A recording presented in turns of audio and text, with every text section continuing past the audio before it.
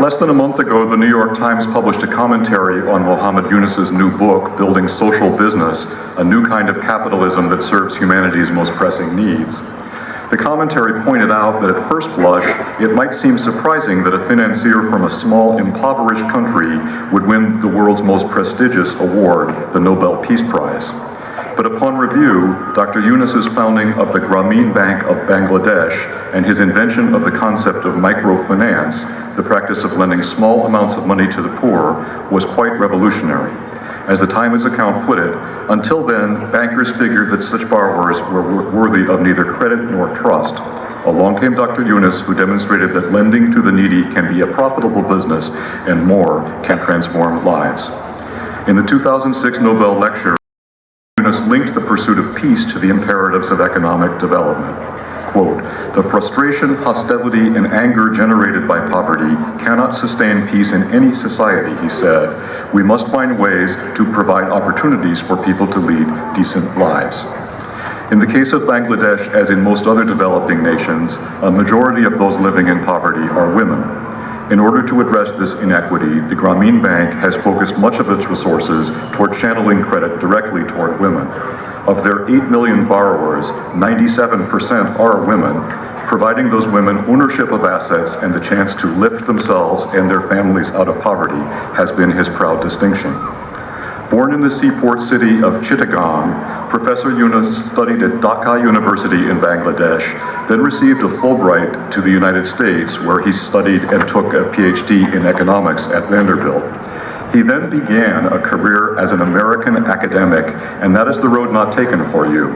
But then he turned back, went back to his native land of Bangladesh, and teaching economics as he had learned it in this country, discovered a disparity between that knowledge and the reality that surrounded him. This led him to reinvent the science or art of economics in such a way as to visualize the poor not as objects of other people's aid or development assistance, but as agents of their own success, capable of entrepreneurship, capable of becoming self-made people. This revolution spurred him to the founding of the Grameen Bank, which has now been replicated in more than 100 countries worldwide. He's also begun to apply his bottom-up strategy for banking to healthcare, having established Grameen Healthcare, a trust dedicated to establishing sustainable best practices in a broad range of healthcare services to address the health needs of Bangladesh and the world's poor. Dr. Yunus has served on numerous international advisory groups and was awarded the Presidential Medal of Freedom, the United States' highest civilian honor, by President Obama in August of last year. For his example to our graduates as an agent of change and his remarkable ability to harness human energies and aspirations, Duke is proud to award the degree of Doctor of Humane Letters to Muhammad Yunus.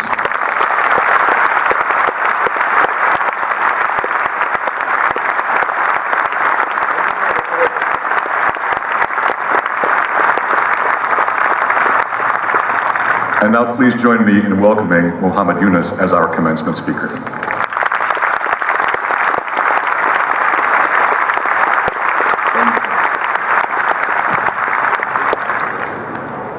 Mr. President, trustees, distinguished faculty, the graduating class of 2010, the families and friends of the graduating class, good morning and Assalamu alaikum. I'm very happy this morning to receive this honorary degree. Not too many people are giving honorary degrees to bankers anymore.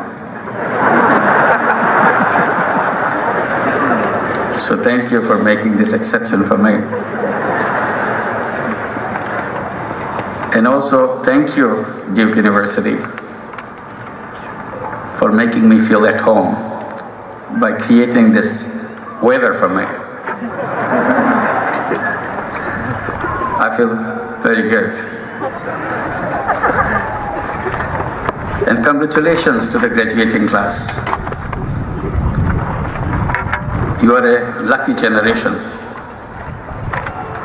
You are lucky because you have the most powerful technology in your hand, create a new world. Our generations didn't have that. And the wonderful technology that you have in your hand, you will decide where you take this technology to. Because technology is like a vehicle, it's like a car. It's the driver who decides where you want to take it to, take you to. If you want to use this technology to make money, it will take you to make money. And make a lot of money. If you want to take this technology to change the world, make it a better world, definitely it will take you there. So it's your choice what you want to do with it. You are the luckiest graduating class because you are graduating from Duke University.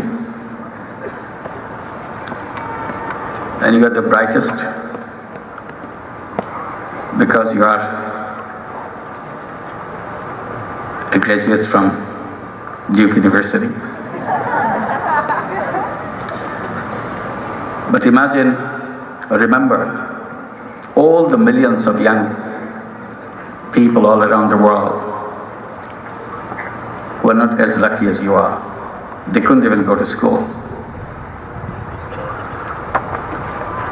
They are as bright as you are, most of them.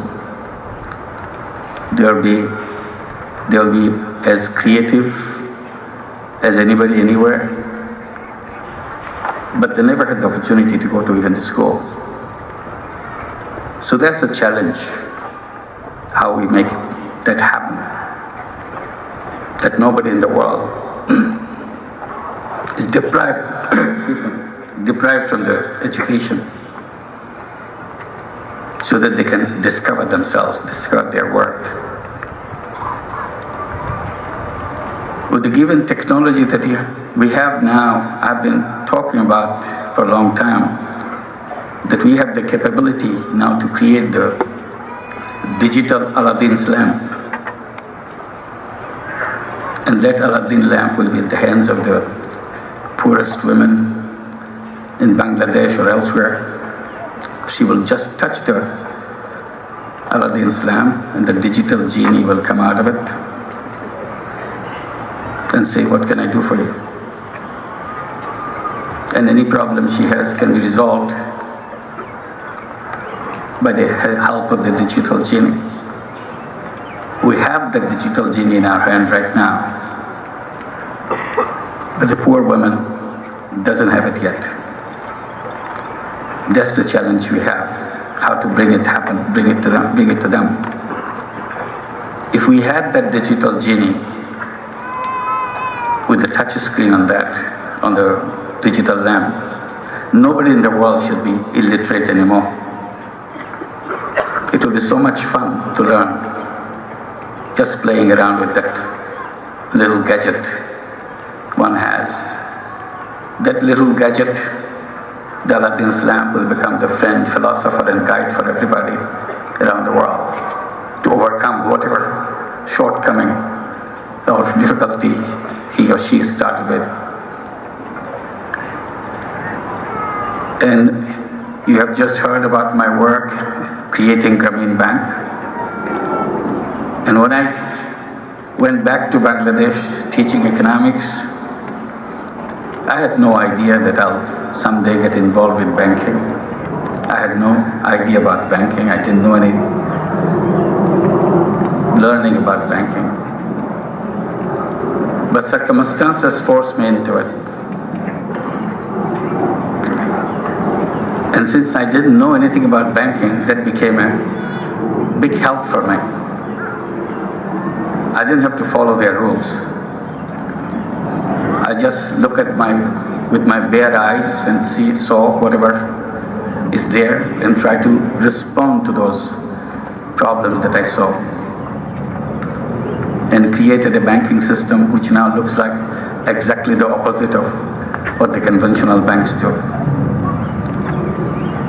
If I knew the rules, probably I would not dare to break those rules. Since I didn't know it, I didn't have any problem creating new rules and breaking all of them. Conventional banks go to the rich. We made sure we go to the poor. The poorer you are, more attractive you are for us.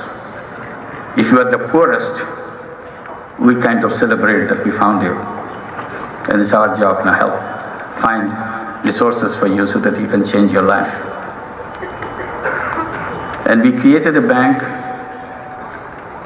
where we emphasize on the women. Conventional banks mostly go to men. We decided to go to women.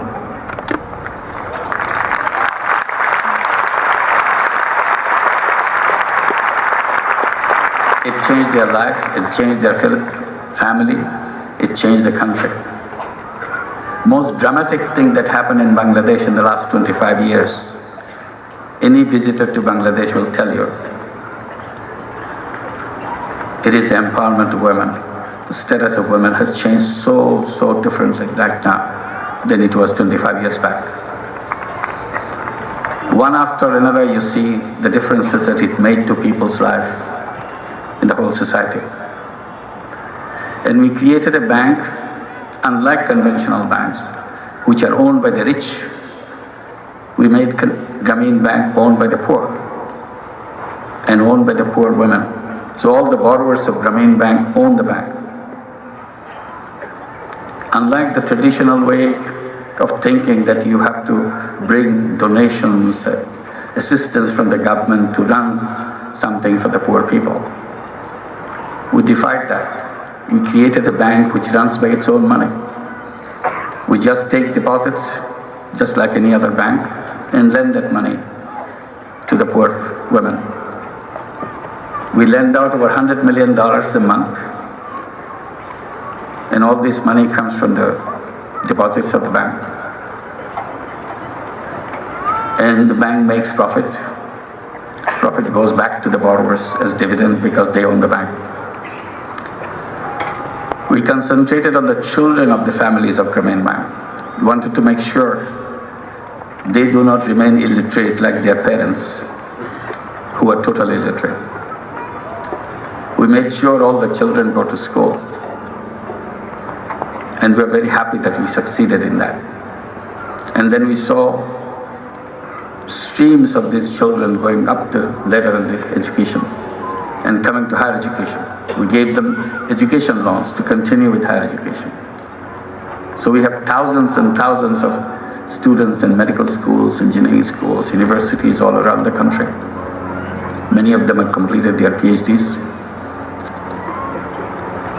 And sometimes when I meet these young people, try to understand their problems, one common frustrations they come up with, they said, we have education, we are finishing that, but what about our jobs? There's no job in the country. So I started telling them, look, you are very privileged young people. You are privileged because your mother owns a bank. Why should you be looking for jobs? You should be taking a pledge. And the pledge would be, I'm not a job seeker. I'm a job giver. And prepare yourself to be a job giver. So change your mentality of just being in the employment market to finding a job, knocking at everybody's door. If you feel frustrated that you don't know how to start a business or something like that, you just look at your mother. She's an illiterate woman. Many years back, she joined Grameen Bank. She was scared to death taking this money in her own hand to use it and pay back. But she overcame those fears. And she became a successful business person. What good is your education if you are not better than your mother? So why can't you at least do something what your mother does 10 times as big, 50 times as big, or 100 times as big if you don't have any other new idea, and gradually you come up with new idea. So we look at these young people, the son and the daughter, and you look at the mother side by side. We always come up with the same thought that I always feel. The mother could have been a doctor too, like her daughter, but she couldn't even go to school. Is this her fault? Is there something lacking in her? No, nothing is lacking in her. Simply society never gave her the opportunity to go there. So I sum up by concluding, poverty is not created by the poor people. Poverty is created by the system that we all built, in which we have to live. And that's what created poverty. Seeds of poverty is not in the person. Seeds of poverty is in the system. Look at the banking, what it does. Refuses to extend their services to the majority of the world population. 2.5 years back, we started a Grameen program in New York City because we are challenged that it cannot be done in this country. I always said it can be done anywhere in this planet. So taking that challenge, we started it in Queens, New York in 2008, January. That's the year financial crisis hit the world. So we had an amazing situation where in Queens, Grameen program with no collateral, no guarantee was flourishing. Repayment is near 100%.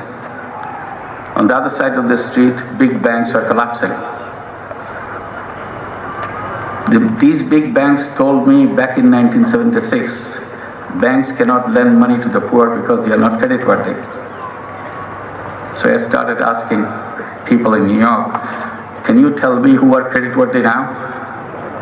Journalists asked me, what do you want to achieve in New York City by lending this little money to these poor people?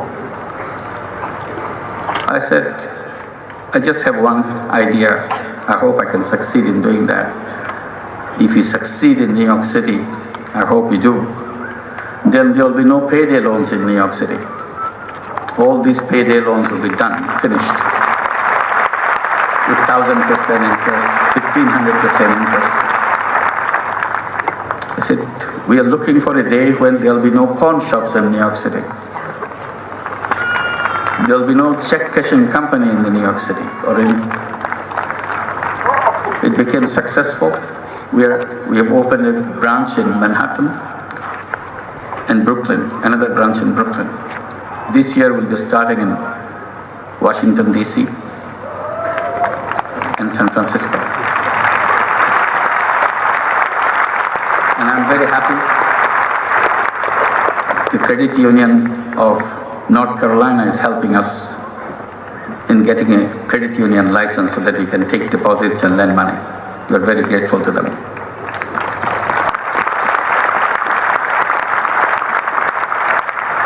And the problem of the system also in this conceptualization of what we are as a human being.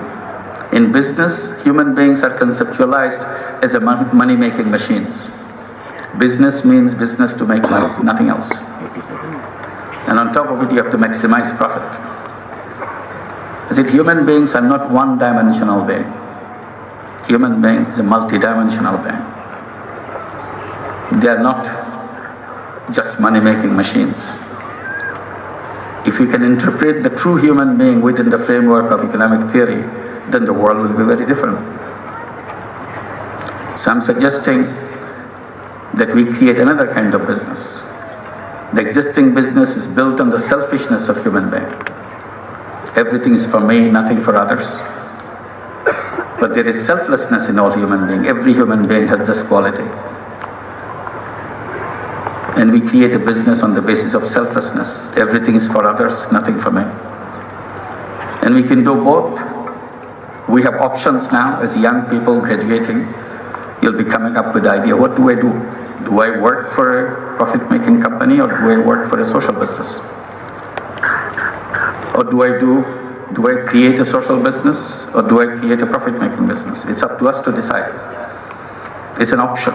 It's not something anybody is forcing on you. And social business is a business dedicated to solve a problem. Any problem you see can be solved with a creative mind. Individual become very powerful. I was in Glasgow, and one of the problems they were discussing with me, they have thousands of families in Glasgow City who are on third generation unemployment. I said, how come? He said, because of our welfare system. I said, that's a shame. If I was one of them who was in third generation unemployed, I would be suing the government for crippling me. I'm not a crippled person. I'm a full-bodied human being. I have the creative energy. I can take care of myself.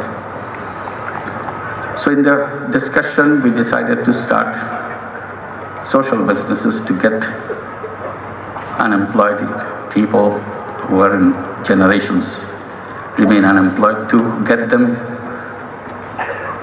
income opportunities and get out of the system they're forced into. So you see around us, whatever problem we see, we can create a social business. That's the creativity you all have as an individual. Each individual, each human being has the power, enormous power, to change the world. And you have it. Are you going to use that to change the world? That's the question I raise with you. And thank you very much. Wishing you all the success. Congratulations.